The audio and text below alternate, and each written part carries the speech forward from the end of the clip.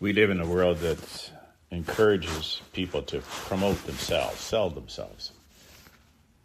But in God's presence, there is no better than or worse than. In God's eyes, we're all children. Each one of us loved uniquely, each one of us seen completely.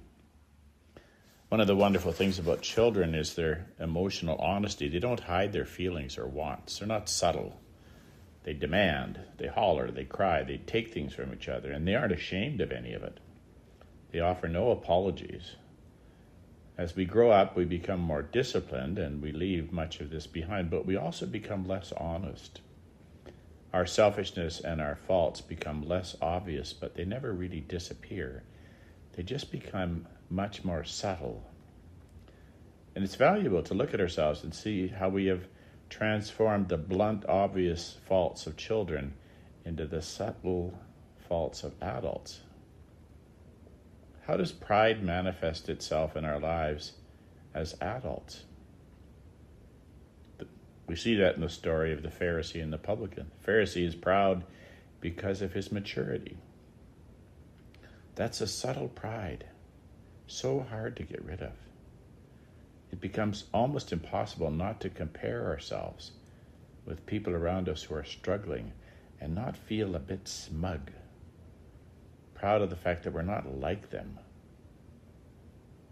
Pride in someone who's overcome selfishness takes the form of refusing to be small before God and refusing to recognize how connected we are with others, to refuse to accept our own poverty.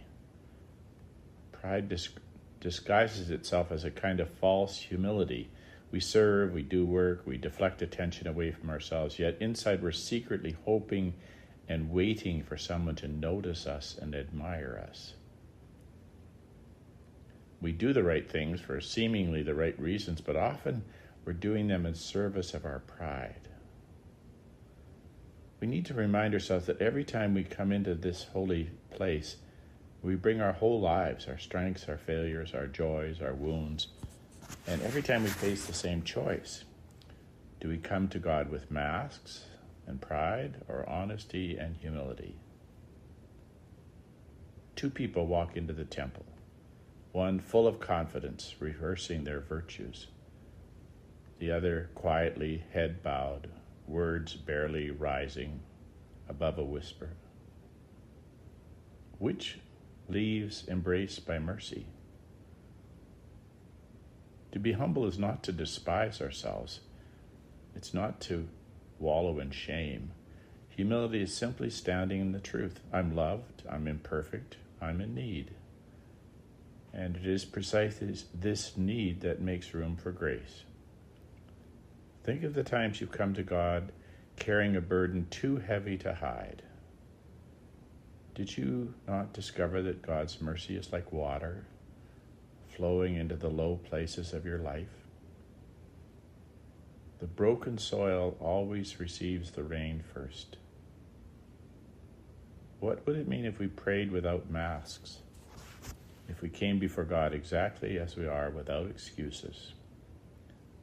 Our prayer could be simple and true. Have mercy on me. Mercy is the heartbeat of God. The one who asks for mercy never asks in vain. Humility is not weakness, it's the courage to let God be God and let ourselves be loved.